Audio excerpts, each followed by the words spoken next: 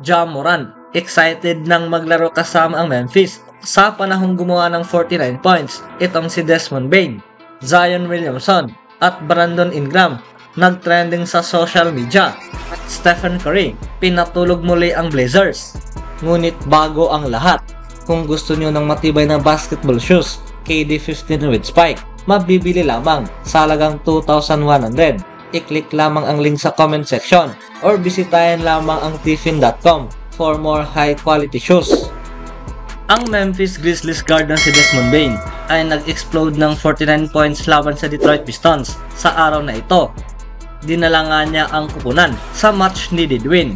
Ang Memphis ay labis na nahihirapan sa kawalan nitong ni Ja Morant at sa mga iilang manlalaro. Ngunit itong si Bane, mga kaibigan, ay isang tipong player na siyang kayang makapag-put up, na siyang kayang gumawa ng big time performances, at naipakita nga niya itong muli sa araw na ito.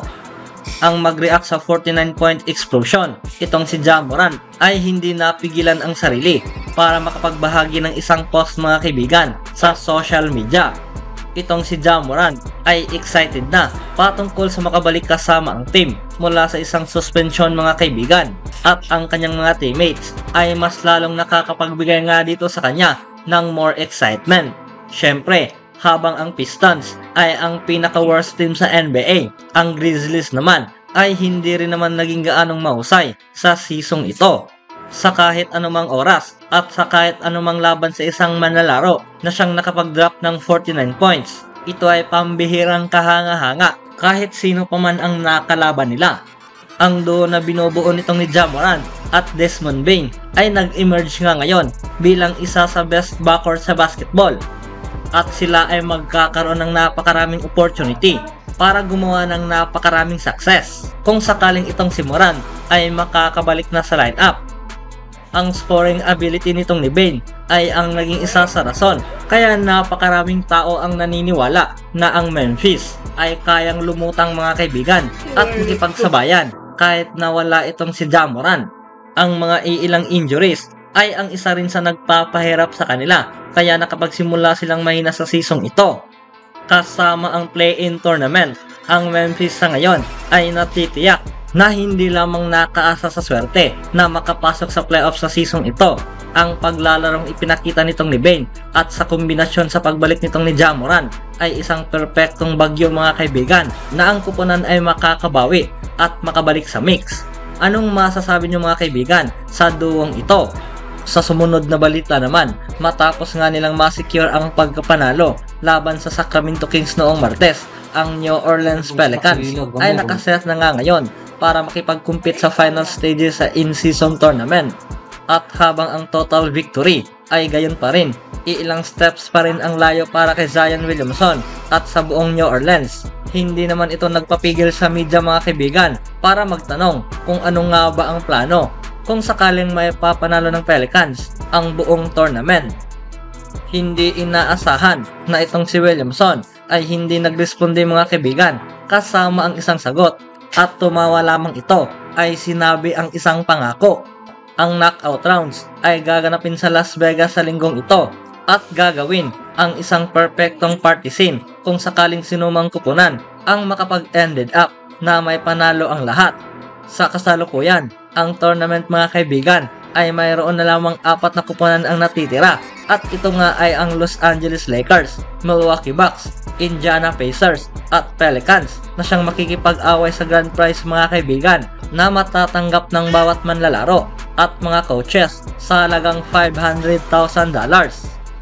Itong si Zion Williamson at Ingram ay kitang-kitang ganap ng meron ng iilang plano para ilagay at gamitin ang perang mapapanalunan, at sila ay magkakaroon ng good chance para magdiwang ng labis kung sakaling may papanalo nga nila ang tournament na ito.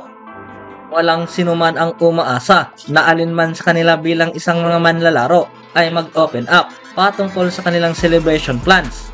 Ngunit ito ay madali lamang makita na sa lugar ng Las Vegas, lagi mong maiisip, mga kaibigan, ang klaseng bagay na magagawa ng isang milyonaryo sa syudad na ito.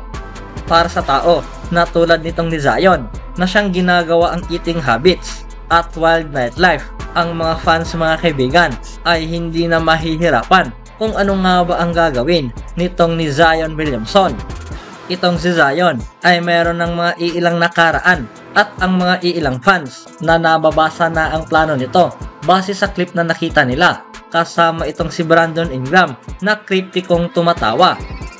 Bilang isang taong nakikilala na siyang ginagawa ang good time mga kaibigan, ganap ng kilala ng lahat na itong si Zion Williamson ay magkakaroon talaga ng iilang kasiyahan sa Las Vegas, manalo man or hindi. Syempre, walang sino man ang nakakaalam kung ano nga ba ang iniisip ngayon nitong ni Zion Williamson. Ngunit kung titignan ang clip, dito'y makikita na napakaraming bagay ang mangyayari sa kanya sa mga paparating na araw. Lalong-lalo na kung ang Pelicans ay makakapagtapos na may panalo nga nila ang tournament. Ang next set sa in-season games mga kaibigan ay gaganapin bukas, agad-agad pagkatapos ng laban ng Milwaukee Bucks laban sa Indiana Pacers.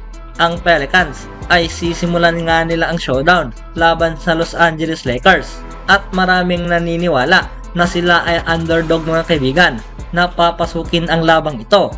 Ngunit kasama itong si Zion Williamson at Ingram sa lineup, ang Pelicans ay merong napakalaking chance mga kaibigan na may papanalo ang labang ito. Kayo mga kaibigan, sino sa tingin nyo ang mananalo? Talang naging maganda naman ang laban sa pagitan ng Warriors at ng Trailblazers. At nagtapos nga ang labang ito sa dagger 3-pointers nitong ni Stephen Curry mula sa mga huling segundo. Sa Blazers, nanguna itong si Anthony Simons na mayroong 28 points. Sumunod rin itong si Sheldon Sharp na mayroong 26 points, 6 rebounds at 5 assists. Samantalang itong si Scott Henderson mga kaibigan ay nakapagtapos lamang sa laban ng 9 points at halatang halata na hindi nga naging sapat ang mga performance na ito laban sa Golden State. Kahit na nagkaroon lamang ng 13 points itong si Dario Saric at Jonathan Kuminga. Maging itong si Moses Moody ay gumawa lamang ng 12 points. Klay Thompson na mayroong 11 points at Draymond Green na mayroong 10 points. At syempre, they won at Indy, they won at Cleveland. Draymond to Steph. They'd love to get into a rhythm, just go on some kind of a run. Steph, beautiful. Well, if they make the shot, it'll still be a one-possession game unless they make it 3. Curry 3! 31. The step back from the greatest distance shooter the game has ever seen. Before play. I think that's what Steph was thinking. When you're down 1, you can't get... Always do it on my own, so I gotta get through it. And the only thing I know is to love what I'm doing. Never give up, never slow, till I finally prove it. Never listen to the no's, I just wanna keep moving.